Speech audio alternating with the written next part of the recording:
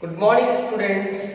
Raman physics classes के द्वारा संचालित इस ऑनलाइन वीडियो क्लासेस में आप सबों का मोस्ट वेलकम है।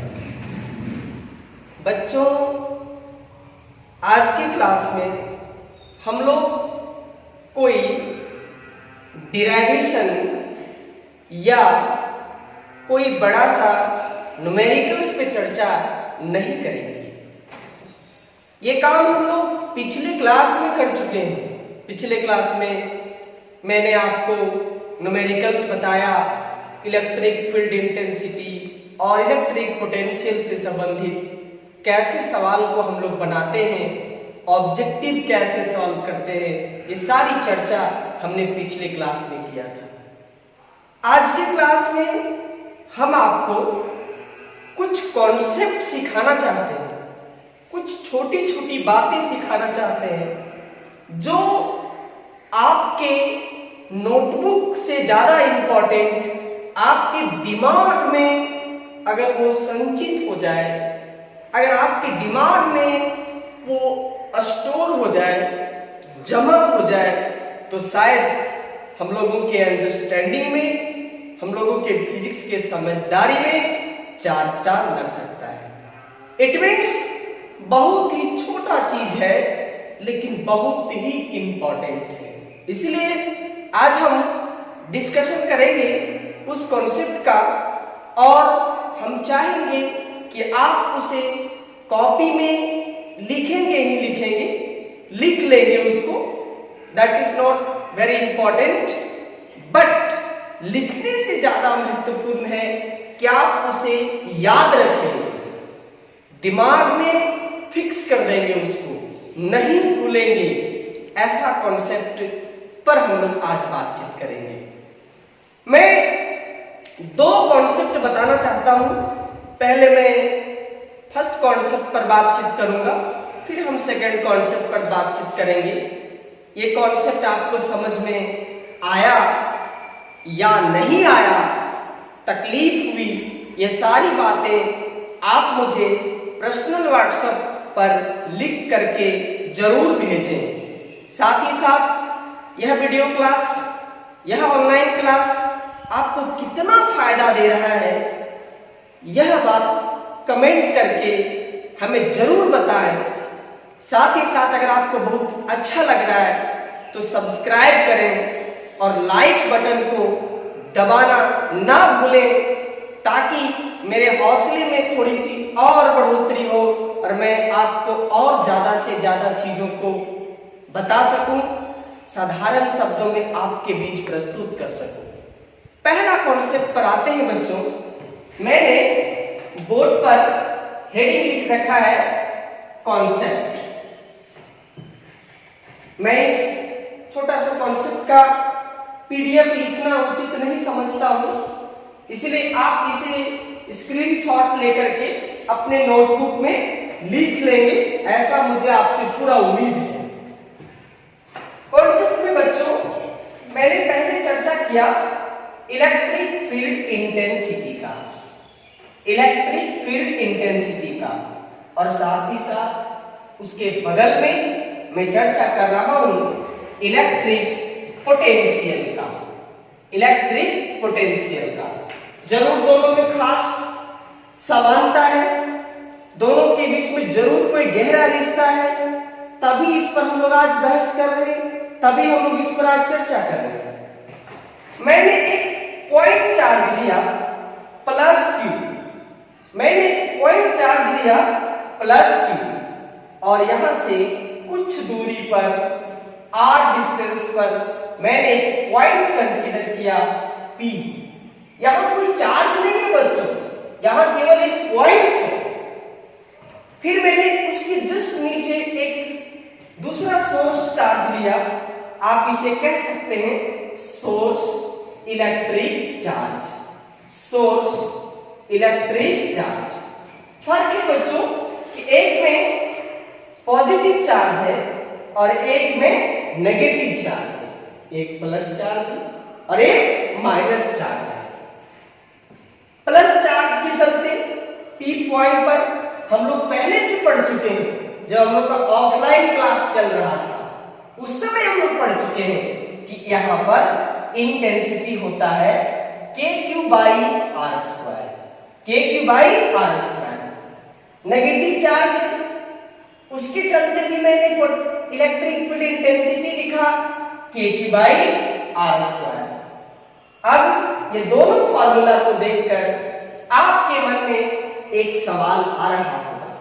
सवाल आ रहा है, इसका मतलब ये सूचित कर रहा है कि आप जरूर गहराई से सोच रहे हैं। अब इस सवाल को सवाल नहीं रखें, मैं निश्चित तौर पे इसका जवाब आप तक पहुंचाने का कोशिश करूंगा। चलते हैं बच्चों, पोटेंशियल की तरफ थोड़ा बात करते हैं, तब फिर दोनों तरह के सवाल आ जाएंगे। फिर मैं उसका एक ठोस, सुंदर और सुदृढ़ जवाब मैं आपको दूंगा। मैंने एक पॉजिटिव चार्ज लिया r डिस्टेंस पर मैंने पोटेंशियल लिखा KQ/R। इसको भी हम लोग पढ़ चुके हैं, पोटेंशियल होता है KQ/R, मैंने लिख डाला। फिर मैंने एक नेगेटिव चार्ज लिया, r डिस्टेंस पर पोटेंशियल लिखना चाहा तो मैंने लिखा K × -Q बट्टा R। देख रहे हैं आप कि एक में मैंने प्लस लिखा तो प्लस लिख दिया, माइनस था तो मैंने माइनस लिख दिया। फिर आपके मन में एक सवाल होगा, उन सवालों को भी मैं समेट लेता हूं और जवाब की तरफ मैं बात करता हूं। पहले आप इस चारों फार्मूला को गौर से देखें। जरूर आप देखेंगे कि पॉजिटिव चार्ज था, इंटेंसिटी लिखते समय मैंने पॉजिटिव चार्ज को छोड़ दिया। नेगेटिव चार्ज था, इंटेंसिटी लिखते समय नेगेटिव चार्ज को छोड़ दिया, सिर्फ चार्ज के वैल्यू को लिखा, उसके प्लस को और माइनस को नहीं लिखा। आइए पोटेंशियल में, अगर हमारे पास पॉजिटिव चार्ज है और हम पोटेंशियल लिखना चाहते हैं तो मैंने इसके पॉजिटिव चार्ज का पॉजिटिव साइन, यानी कि चार्ज में जो प्लस साइन है मैंने उस प्लस को लिखा। ये अलग बात है कि प्लस लिखने से बहुत असर नहीं पड़ता है क्योंकि वो छूट जाता है, लेकिन जब नेगेटिव चार्ज का पोटेंशियल लिख रहे थे तो हमने नेगेटिव का इस्तेमाल किया, नेगेटिव को छोड़ा नहीं, नेगेटिव को लिखा। बच्चों अब आते हैं सीधे कंक्लूजन पर। मैं कहीं पर प्लस लिख रहा हूं, कहीं पर माइनस लिख रहा हूं और कहीं पर प्लस माइनस को छोड़ रहा हूं। इस तरफ मैंने इंटेंसिटी की तरफ प्लस माइनस को पूरी तरह से छोड़ दिया और पोटेंशियल की तरफ प्लस माइनस को पूरी तरह से मैंने लिख दिया। निश्चित तौर पे जब इस तरह से लिखा जाएगा तो समझते समय बच्चों को जरूर कंफ्यूजन होगा। बच्चे सवाल पूछ देते हैं अपने गुरुजी से, सर आप कैसे लिख दिए प्लस, ये प्लस माइनस सर क्या लिखते हैं आप, कहीं लिख देते हैं कहीं छोड़ देते हैं। तो वैसे बच्चों के लिए मैं खास तौर पे एक निष्कर्ष पे जाना चाहता हूं, एक नियम पे जाना चाहता हूं जो आप निश्चित तौर पे याद रखेंगे। बच्चों मैंने उस नियम को अपने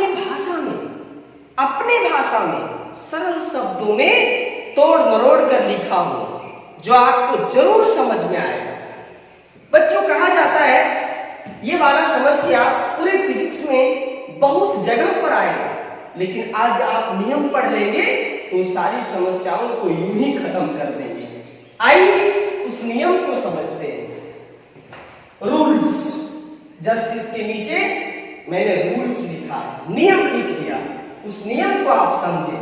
कहता है किसी वेक्टर क्वांटिटी के कैलकुलेशन में, किसी वेक्टर क्वांटिटी के कैलकुलेशन में चार्ज के किसी और का नहीं, चार्ज के प्लस माइनस, यानी कि जो चार्ज में जो प्लस माइनस होता है मैं उसकी बात कर रहा हूं। चार्ज के प्लस माइनस का उपयोग नहीं किया जाता है। मतलब हम जोड़ घटाव आसान तरीके से कैसे लिखेंगे उसके लिए नियम बनाया गया। अभी मैं इसका कारण भी आपको बताऊंगा कि चार्ज के प्लस माइनस का उपयोग क्यों नहीं किया जाता है।